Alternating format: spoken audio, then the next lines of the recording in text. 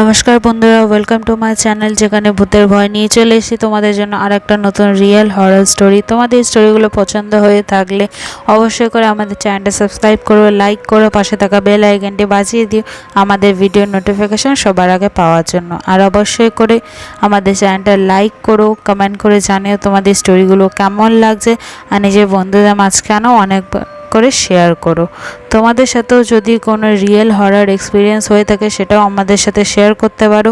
ইনস্টাগ্রামের লিঙ্ক নিচে ডিসক্রিপশানে দেওয়া আছে, সেখানে এসে আমাদের সাথে কথা বলতে পারো, আমরা তার উপরেও স্টোরি আনবো।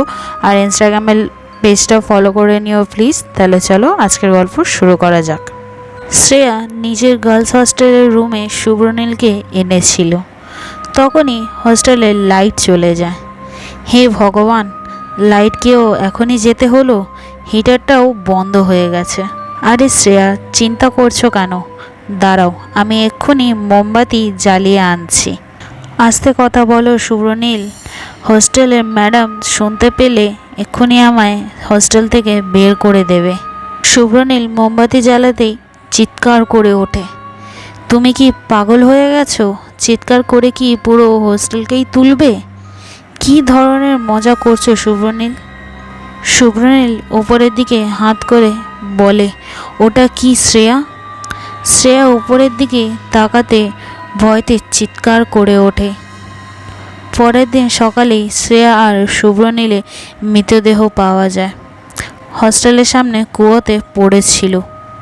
এই ঘটনার 2 বছর পর জয়শ্রী নিজের কলেজে ফলাফল নিয়ে নিজের বাবা ও মায়ের কাছে গিয়ে বলে, বাবা, আমি পুরো কলেজে প্রথম হয়েছি। তার বাবা খুব খুশি হয় আর বলে, খুব ভালো মা, তোমার দিয়ে এটাই আশা করেছিলাম। খুব ভালো মা। জয়শ্রীর মা বলল, জয়শ্রী, তোমার যত পড়ার ইচ্ছে পড়ে নিয়েছো, এবার তোমার বয়স বিয়ের হয়ে গেছে। পাগল হয়ে গেছো নাকি? আমি নিজের মেয়েকে আরও পড়াতে চাইছি। কলেজে প্রথম হয়েছে, ধন্যবাদ বাবা, তুমি আমার মনের কথাটাই বললে। হ্যাঁ জানি, তোমার ভর্তির কথা বলে নিয়েছি, কিন্তু তোমাকে হস্টেলে থাকতে হবে। থাকতে পারবে? হ্যাঁ বাবা, থাকতে পারবো। পরের দিন সকালে গার্লস হস্টেলের জন্য চলে যায়। হস্টেলে ম্যাডাম সোনালি দে দেখে বলে, বলুন কি সাহায্য করতে পারি আপনাদের? আমি এই হস্টেলে নতুন এসেছি। আপনি আমার কত নম্বর রুমে আছেন বলতে পারবেন? হ্যাঁ, দাঁড়াও বলে সোনালি ম্যাডাম জয়শ্রীকে দেখে যাচ্ছিল। আপনার রুম হয়ে গেছে, এ নিন চাবি। জয়শ্রী চাবি নিয়ে জিজ্ঞাসা করলো, আমার রুম নাম্বার? চাবিতেই লেখা রয়েছে 202। ধন্যবাদ। ঠিক আছে, তোমার কিছু দরকার পড়লে আমাকে বলো। ঠিক আছে ম্যাডাম। জয়শ্রী দোতলায় গিয়ে 202 নম্বর রুমে যাচ্ছিলই তখনই তার কাঁধে কে যেন হাত দিয়ে ডাকলো। পিছনে ফিরে দেখে কেউ নেই। তার বাবা বলল, কি হয়েছে মা, দাঁড়িয়ে পড়লি? জানি না বাবা, মনে হলো আমার কাঁধে কেউ হাত দিয়ে রেখেছিল। এসব কিছুই না, মনের ভুল, ছাড়, ভিতরে গিয়ে দেখ রুমটা কেমন। বলেই জয়শ্রী বাবা ওখান থেকে বেরিয়ে পড়ে নিজের গ্রামে যাওয়ার জন্য। জয়শ্রী নিজের রুম থেকে বাইরে বেরিয়েই ছিল, তখনই অন্য আর একটা মেয়ে রাস্তা আটকায় আর বলে, তুমি রুম নাম্বার 202-তে এসেছো না? হ্যাঁ, কেন? তুমি জিজ্ঞাসা করছো কেন?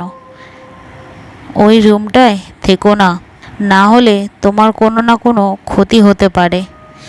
কি মিথ্যা কথা বলছো? আর তুমি কে? তুমি জেনেই বা কি করবে? আমি যেটা বলছি সেটা শোনো। যত তাড়াতাড়ি পারো এই রুমটা ছেড়ে দাও, আগে তোমার ইচ্ছা। জয়শ্রী রেগে ওখান থেকে চলে যায়। এ নিজেকে ভাবেটা কি? এই বলে সে পিছনে ফিরে দেখলো তো মেয়েটা ছিল না। জয়শ্রী নিজেও অবাক হয়ে গিয়েছিল। সে নিজের রুমে ফেরত চলে যায়। তার রুমের বাইরে একটা পুরনো গির্জা ঘর ছিল, তার সামনে কুয়ো ছিল একটা। জয়শ্রী সেখানে কারোর একটা ছায়া দেখতে পেয়েছিল। কিছু সেকেন্ডের মধ্যেই সেই ছায়াটাও অদৃশ্য হয়ে যায়। তখনই জয়শ্রীর ঘুম চোখে বেঁধে আসছিল।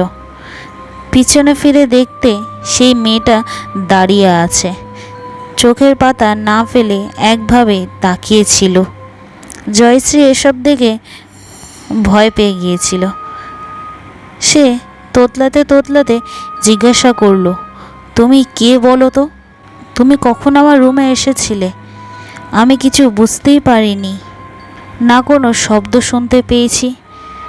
তখনই মেয়েটা হঠাৎ করে অদৃশ্য হয়ে যায়। জয়শ্রী বুঝতে পারছিল না যে এটা ওর সাথে হচ্ছেটা কি। তখনই জয়শ্রী নিজের রুমে গিয়ে বসে। তার হাত হঠাৎ করে রক্তে লাল হয়ে যায়। হে ভগবান, এটা আমার সাথে কি হচ্ছে? আমার হাত হঠাৎ করে এত রক্ত কোথা থেকে এলো? এটা আমার মনের ভুল? এটা আমার মনের ভুল তো না? তখনই জয়শ্রী হাতে ছাদ দিয়ে রক্ত পড়তে দেখে। জয়শ্রী উপরের দিকে তাকাতেই দেখে সেই মেয়েটা টিকটিকির মতো ছাদে সেটে রয়েছে। তার চোখ পুরো কালো ও লাল হয়ে গেছে। সেই চোখ দিয়ে জয়শ্রী দিকে একভাবেই তাকিয়েছিল। নিচে নেমে এসে জয়শ্রীকে একভাবেই দেখে যাচ্ছিল, যেন জয়শ্রীকে এক্ষুনি কাঁচা চিবিয়ে খেয়ে নেবে। তুমি যা দেখতে পাচ্ছ সেটা তোমার কোনো মনের ভুল নয়, সব সত্য। কে তুমি? আমার থেকে কি চাইছো? তখনই কিছু না বলে নিজের জিভ লম্বা করে নিয়ে জয়শ্রীর গলা জড়িয়ে চেপে ধরে। জয়শ্রীর মনে হচ্ছিল কেউ যেন তার শরীর থেকে রক্ত চুষে নিচ্ছে। সে পিছন থেকে আওয়াজ পাচ্ছিল, সেটা আর কেউই না, ওখানকার ম্যাডাম সোনালি দে। কি হলো জয়শ্রী? তোমায় কখন থেকে ডাকছি, সাড়া দিচ্ছ না কেন? তখনই জয়শ্রী নিজেকে রুমের মধ্যে একা পায়। সে ঘুরে ম্যাডামের দিকে তাকিয়ে সব কথা বলল, এক্ষুনি তার সাথে কি হয়েছে আর কি দেখেছে। জয়শ্রী, এসব কিছু হয় না, এসব শুধু মনের ভুল। তুমি যদি সত্যি ভাবো তাহলে সত্য হবে, আর মিথ্যা ভাবলে তাহলে মনের ভুল। আমি আপনার কোনো কথাই বুঝতে পারছি না, আপনি একটু বুঝিয়ে বলুন কি বলতে চাইছেন। সোনালি ম্যাডাম জয়শ্রীকে কিছু না বলে রুম থেকে চলে যায়।